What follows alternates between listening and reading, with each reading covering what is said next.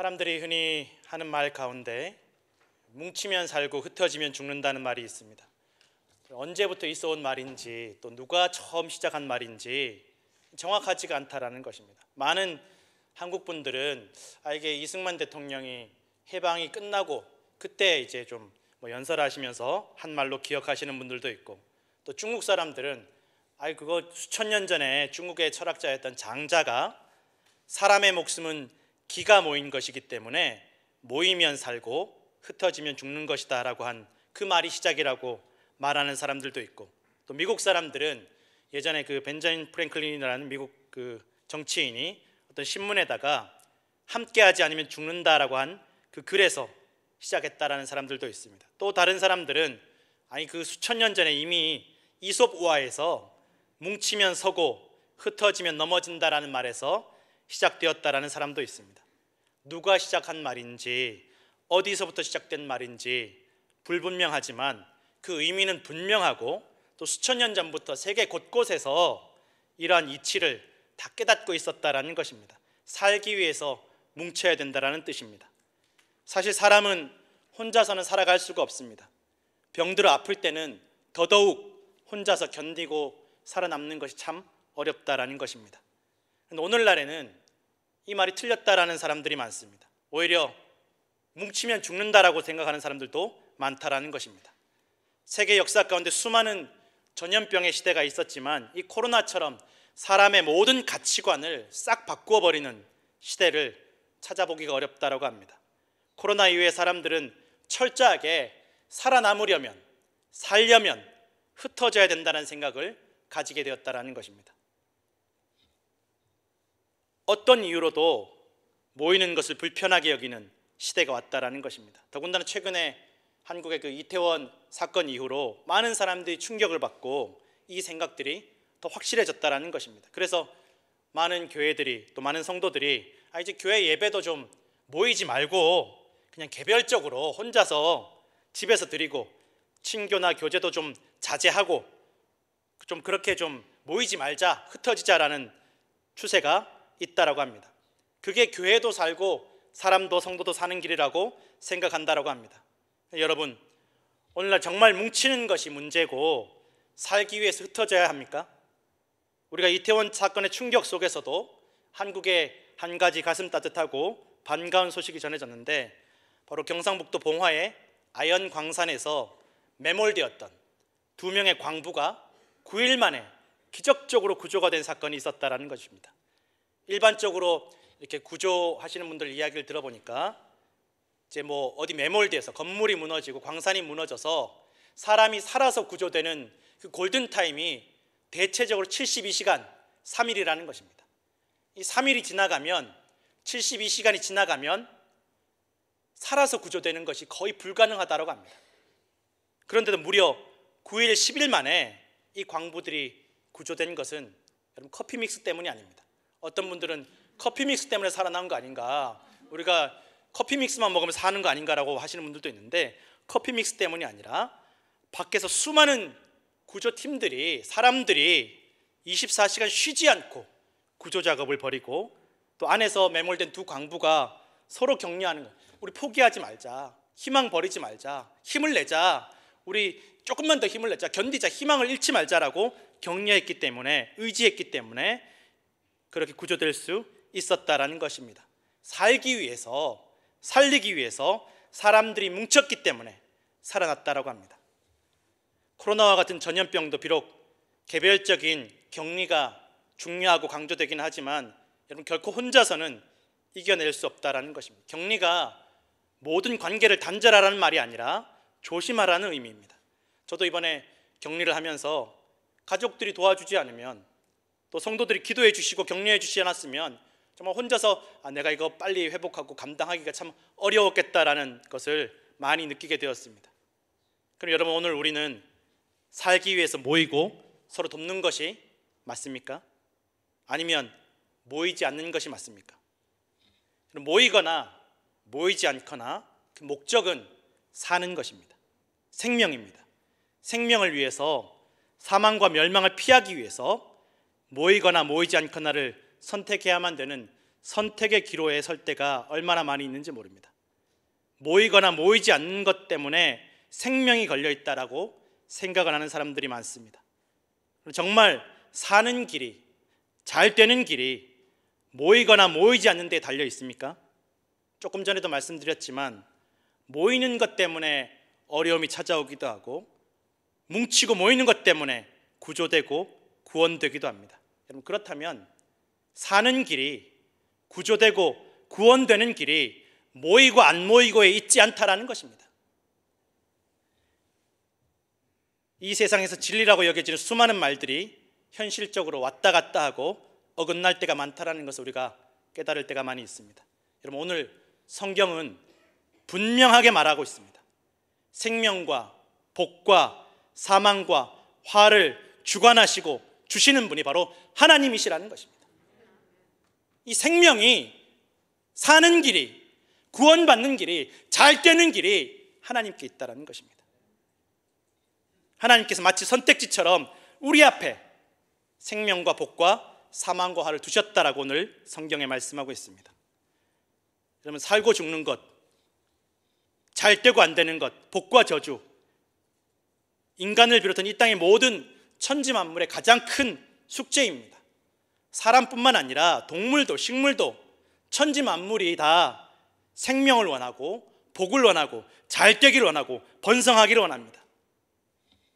복은, 오늘 성경에 나오는 복은 행복과 번성을 의미합니다. 또 화는 저주, 악을 의미합니다. 그러니 사람을 비롯한 모든 생명과 천지 만물이 이 선택의 기로에서 벗어나지 못합니다. 살든지 죽든지 잘 되든지 안 되든지. 사람은 생각을 하면서 선택을 하지만 생각이 없는 동식물도 모두 다 살기를 원하고 잘 되기를 원합니다. 그것을 목표로 존재한다라는 것입니다. 끊임없이 그것을 위해서 노력하고 있습니다. 오늘 신명기의 말씀은 이스라엘 백성들이 애굽을 탈출해서 40년 동안 광야를 헤매이면서 겪은 수많은 우여곡절 끝에 이제 저 요단강만 건너면 가나안 땅, 그 약속의 땅, 자유의 땅, 풍요의 땅, 편안한 땅으로 들어가기 직전에 하나님께서 모세를 통해서 이스라엘 백성에게 주신 말씀입니다. 그런데 이 신명기의 말씀이 40년 전에 이스라엘 백성들이 애굽에서 나오자마자 금방 얼마 안 되었을 때 시내산 아래에서 주신 그 출애굽기의 말씀과 거의 비슷하다라는 것입니다. 크게 달라진 말씀이 없습니다. 아니, 왜 똑같은 말씀을 이렇게 또 하시나? 말씀이 달라진 것이 아니라 사람이 달라졌습니다. 40년 전 이스라엘 백성들이 애굽에서 나오자마자 시내산 아래에서 이 하나님의 말씀을 받을 때는 애굽의 종살이를 경험하고 10가지 재앙을 경험하고 홍해의 기적을 경험한 그 출애굽 1세대들이었습니다. 오늘 이 신명기의 말씀을 받는 이스라엘 백성은 2세대들입니다. 광야에서 나고 자라고 홍해도 알지 못하고 애굽도 알지 못하고 10가지 재앙도 알지 못하는 새로운 세대 이스라엘 백성들이었다라는 것입니다. 차이가 무엇입니까? 1세대들은 그 노예살이 하던 이제 더 이상 이 애굽에 있다가는 못 살겠다, 죽겠다, 우리 좀 살려주십시오 하고 하나님께 부르짖었지만 하나님께서 그 기적 가운데 10가지 재앙과 홍해를 가르치는 그 기적 가운데 그들을 건져내셨지만 1년 만에 도착한 그 가나안 땅 앞에서 하나님을 의심하고 불신하고 낙심하고 시험에 들어서 다시 그들이 광야로 돌아갔고 그 광야에서 그 생명을 다 마친 사람들이었고, 또 오늘 이 신명기의 말씀을 듣는 이스라엘 백성들은 귀에 못이 박히도록 40년 동안 부모님에게 들었습니다. 우리가 하나님의 은혜를 잊어버리고 순종하지 못하고 신뢰하지 못해서 우리가 이 고생을 했다. 너희는 이제 하나님만 신뢰해라 라는 말씀을 귀에 못이 박히도록 들었던 그 이스라엘 백성들이 오늘 이 신명기의 말씀을 듣고 있다라는 것입니다. 그 새로운 세대, 새로운 기회, 새로운 시대 앞에서 하나님께서 오늘 이 말씀을 주시는데 15절에 보면 이러한 생사화복의 선택을, 살고 죽고 잘 되고 안 되는 선택을 마치 이스라엘 백성들에게 맡기시는 것처럼 보입니다. 자, 이제 너희 앞에 선택의 길을 주었으니까 네 마음대로, 네 뜻대로 선택하고 살든지 죽든지 네가 다 책임져라 말씀하시는 것처럼 보입니다. 여기만 보면, 이 부분만 보면 하나님 너무 무책임하신 거 아닌가, 여기까지 인도해 주셨으면 끝까지 책임져 주시고 살려주셔야지 이제 와서 우리 보고 선택하라고 하시나 라고 낙심할 수도, 시험 들 수도 있다라는 것입니다. 우리가 40년 동안 어떻게든 하나님 순종하려고 이렇게 애써왔는데, 우리 부모 세대와 다르게 내가 하나님 잘 믿으려고 노력해왔는데 우리를 버리시나, 포기하시나라고 낙심할 수 있다는 것입니다. 많은 성도들이 신앙생활을 하다가 어려움을 만나면 또 말씀을 듣다가 낙심하기도 하고 시험 들기도 하고 원망하는 마음이 들 때가 있습니다. 다 하나님이 지으시고 모든 것이 하나님 손에 있다고 하시더니 이러려고 나를 지으셨나, 세상을 지으셨나, 이럴 거면 창조를 하시지 말지 우리가 고통스러워하는 걸 보시려고, 우리가 마음대로 선택하시는 것을 보시려고 이렇게 지으셨나 하고 속상하고 원망하고 낙심하는 마음이 들 때가 있다는 것입니다. 사람들이 하나님에 대한 믿음이 흔들리고 시험 들고 오해하는 대부분은 당장 눈앞의 것만, 요것만, 한 부분만 보기 때문일 때가 얼마나 많이 있는지 모릅니다. 사람들이 안 그럴 것 같지만 딱 그 눈앞의 것만, 지금 딱 내 귀에 들리는 것만, 그것 때문에 마음이 무너지고 시험 들고 다투고 싸우고 미워하면서 살아가는 일들이 얼마나 많이 있는지 모릅니다. 앞에 무슨 말을 했는지, 뒤에 무슨 말이 이어지는지, 앞에 어떤 은혜를 받았는지, 어떤 좋은 일들이 있었는지 다 기억하지 않습니다. 지금 내 눈앞에 있는 거, 지금 내 귀에 들린 거, 이것 때문에 우리의 마음이, 믿음이 다 무너지는 것입니다. 인간관계도 다 깨집니다.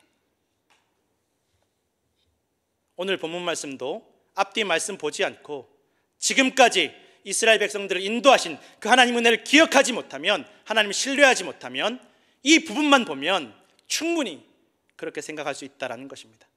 그러나 앞뒤 말씀을 다 보고 지금까지 인도하신 하나님 은혜를 기억하면 그런 생각은 결코 할 수 없다는 것입니다. 사춘기 자녀들이 부모님과 갈등이 생길 때 부모님을 원망하면서 흔히 하는 말이 이러려고 낳았냐고, 책임지지도 못할 거 왜 낳았고 책임도 못 지냐고, 이럴 거면 왜 나 낳았냐고, 낳았으면 책임져야지, 그렇게 무책임하게 낳았냐고 원망한다고 합니다. 길러주신 은혜도 부모님의 마음도 헤아리지 못한다는 것입니다. 얼마나 너 기르느라고 희생하고 참고 견뎠는지를 알려고 하지 않고 헤아리려고 하지 않는다는 것입니다. 하나님을 믿지 않는 무신론자들은 마치 영적인 사춘기처럼 하나님 필요 없고 모든 것이 다 사람 선택이고 책임이라고 말을 합니다. 살고 죽는 게 다 자기 책임이지, 잘 되고 못 되는 것도 다 자기 책임이지라고 생각을 합니다. 그렇게 생각하면 누구를 원망할 필요도 없다라고 이야기를 합니다. 하나님 믿지 말라고 말합니다. 설사 하나님이 존재해도 이렇게 무책임하신데 왜 믿어야 되냐고까지 이야기를 합니다.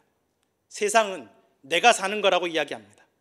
신앙생활을 하더라도 내가 믿는 거고 내가 하나님과 교회를 위해서 섬기고 바치고 희생한다라고 생각한다라는 것입니다. 오늘 이어지는 말씀 16절에 보면 하나님께서 이스라엘 백성들에게 명령하고 계십니다. 내 하나님 여호와를 사랑하라고 말씀하십니다. 여기서 사랑하라는 단어는 성경에서 다른 부분에 어떤 부분에 쓰였는지를 살펴보면 부부간에 정말 뜨겁게 사랑할 때, 또 부모가 자식을 뜨겁게 사랑할 때 이 단어가 사용이 되었다라는 것입니다. 저는 어떤 분들 이야기를 들어보니까, 결혼하신 분들 이야기를 들어보니까 결혼할 때 눈에 콩깍지가 끼어서 완전히 미쳤을 때가 있었다라는 것입니다. 기어이 부모님이 반대하는데, 길을 쓰고 반대하시는데 아무리 뜯어 말리고 문을 잠그고 가두어 두어도, 심지어는 여자 머리를 빡빡 깎으신 적도 있다라는 것입니다. 그렇게 아무리 뜯어 말려도 안 된다라는 것입니다. 콩깍지가 끼니까 기어이 목숨 걸고 사랑하고 목숨 걸고 결혼하셨다라는 것입니다. 나 이 사람 아니면 죽는다고, 나 이 사람이랑 결혼 못하면 나 죽을 거라고, 죽을 것 같다고, 차라리 죽을 거라고 단식 투쟁을 하시는 분들도 있었다라고 합니다. 인생의 그 사람만이 유일한 목적이고 의미이고 나 자신을 비롯한 모든 천지가, 세상이 그 사람을 위해서 존재한다라고 생각한다라는 것입니다. 뭘 먹어도 뭘 해도 다 그 사람 생각이 나고 그 사람과의 관계를 위해서 다 생각한다라는 것입니다. 피 한 방울 섞이지 않았지만 사랑에 미치면 그렇게 되더라는 것입니다. 부모님이 자식을 사랑하는 그 사랑은 말할 것도 없다라는 것입니다. 세상의 모든 자식들은 부모님의 사랑을 끝까지 일평생 다 깨닫지 못한다라고 합니다. 나를 낳으시고 기르시면서 얼마나 견디시고 얼마나 참으시고 무엇을 희생하셨는지 평생 가도 다 깨닫지 못하고 이해하지 못한다는 것입니다. 자식을 위해서는 내 생명뿐만 아니라 무엇이든지 희생할 수 있고, 내가 다 누리지 못해도 자식이 먹고 누리면 그것이 내 기쁨이 되는 사랑이 바로 부모님의 사랑이라는 것입니다. 오늘 그 사랑으로 하나님을 사랑하라고 명령하고 계십니다. 오늘 말씀뿐만 아니라 신명기 전체가, 성경 전체가 하나님을 사랑하라고 몇 번씩이나 강조하고 말씀하고 있습니다. 하나님의 길로 행하고 하나님 명령과 규례와 법대로를 지키라고 명령하십니다. 이것도 이 부분만 보면, 이것만 보면 하나님 너무 이기적인 거 아니신가? 아니, 지금 우리 현실이, 상황이 지금 어떤 상황이고 어떤 현실인데 지금 하나님 사랑하라고 이렇게 강요하시나? 라고 시험 들 수 있고 낙심할 수 있다라는 것입니다. 이제 40년 고생했고, 우리 부모님 세대까지 400년 이상 고생했으면 이제 요단강 건너서 가나안 땅에 들어가기만 하면 되는데, 요단강 건너는 방법을 가르쳐 주시든지, 아니면 들어가서 싸우는 방법을 가르쳐 주시든지, 잘 먹고 잘 사는 방법을 가르쳐 주시든지, 이거 하나님 사랑하라고 영 현실과도 동떨어진 실용적이지도 않은 말씀을 하시나 싶을 수 있습니다. 어떻게 하면 세상에서 승리하고 사업이 잘 되고 우리 가족들 배 안 고프고 잘 사는 법을 말씀해야 되는데, 이 어렵고 복잡한 세상 속에서 교회 잘 다니라 그러고 기도 열심히 하라 그러고 예배 잘 드리라고 하고, 이건 너무 이기적인 거 아닌가? 비현실적이고 비실용적인 말씀 아닌가? 실망이 되고 시험 들 수 있다라는 것입니다. 그런데 오늘 말씀해 보면, 그러면 하나님을 사랑하면, 하나님 말씀대로 하나님의 길로 행하면, 믿음의 방법대로 살면 네가 생존할 것이다. 번성하고 네가 가서 차지할 땅에서 하나님께서 너의 미래에 복을 주실 것이라고 약속하고 선포하고 계신다라는 것입니다. 이 길이 사는 길이고 생명의 길이고 잘 되는 길이고 복 받는 길이라고 말씀하고 있다라는 것입니다. 하나님을 위한 것이 아니라, 하나님을 위해서가 아니라 우리를 위해서 사랑하라고 말씀하고 있다라는 것입니다. 여러분, 하나님의 뜻은 분명합니다. 우리가 살기를 원하십니다. 우리가 생명을 얻기를 원하십니다. 우리가 잘 되고 복 받기를 원하시는 것이 하나님의 마음과 뜻임을 반드시 기억하시기를 부탁드립니다. 하나님께서 우리에게 주시고자 하는 생명은 하나님 아버지의 생명입니다. 사람을 지으실 때도 하나님의 생명으로 채워주셨고, 독생자의 생명, 영원한 생명을 우리에게 주시기를 원하신다는 것입니다.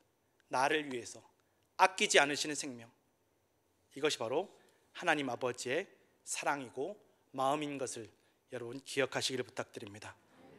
우리를 너무 사랑하셔서 어떤 희생도 감당하시고 이 사랑을 위해서 창조하시고 인도하시고 구원하십니다. 성경은 여러분, 우리에게 하나님을 사랑하라고 강요하는 말씀이 아니다라는 것입니다.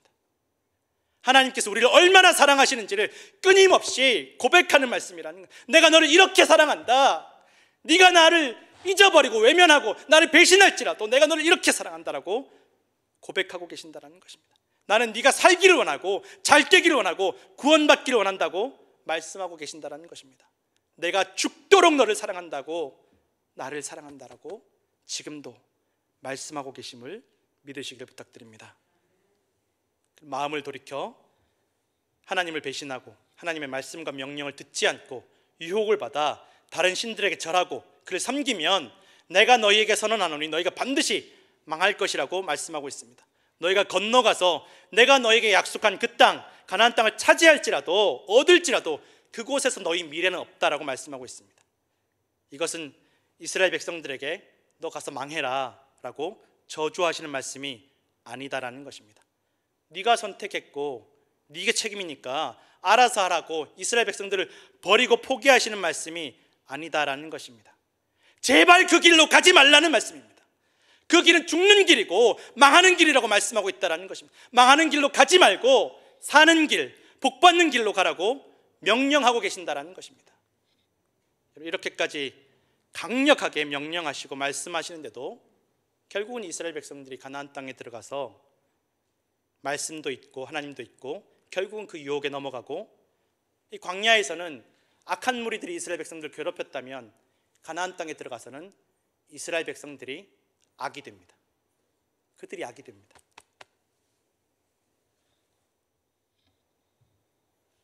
그러나 하나님께서 그들을 포기하지도 버리지도 않으십니다. 이미 다 알고 계십니다. 30장 1절에 보면 이러한 모든 저주와 재앙이 너에게 임하여서 너희가 쫓겨서 흩어진, 넘어지고 실패하고 희망이 사라진 그곳에서 하나님을 기억하고 다시 기억하고 하나님 말씀을 기억하고 다시 하나님을 따르면 하나님께서 너희를 다시 불러 모으시고 회복시키시고 다시 복되게 하실 것을 약속하고 계신다라는 것입니다. 이미 알고 계십니다. 이미 하나님은 이스라엘이 넘어질 것도 배신할 것도 실패할 것도 알고 계십니다. 그러나 그 넘어진 곳, 실패한 곳에서, 희망을 잃어버린 곳에서 살아날 길을, 회복할 길을, 복받을 길을, 구원의 길을 다 예비해 두셨음을 믿으시기를 부탁드립니다. 오늘 본문에 강조하고 있습니다. 내가 너의 앞에 생명과 사망과 복과 저주를 둔 것은 네 마음대로 살다가 네 인생에 대해서 네가 책임지라는 말씀이 아니다라는 것입니다. 반드시 생명을 택하라는 것입니다. 그것이 바로 하나님을 사랑하고 하나님 말씀대로 사는 길이라는 것을 믿으시기 부탁드립니다. 사람들은 유혹에 쉽게 넘어갑니다. 내가 나쁜 짓 안 하고 악하게 살지 않고 망하는 길로 가지 않으면 되지, 내가 정신 똑바로 차리고 마음을 굳세게 먹으면 되지 라고 생각하지만 그거 쉽지 않습니다. 마음처럼 쉽게 되지 않습니다. 심리학자 월터 미셀이라는 심리학자가 이 아이들을 대상으로 실험을 했습니다. 이제 유치원 들어가기 전에 4, 5살, 5살 애들에게 한 명씩 이렇게 실험을 했는데 눈앞에 아이들이 좋아하는 그 마시멜로를 두고 야 15분만 먹지 않고 손대지 말고 견디면 내가 하나 더 줄게 라고 말했다라는 것입니다.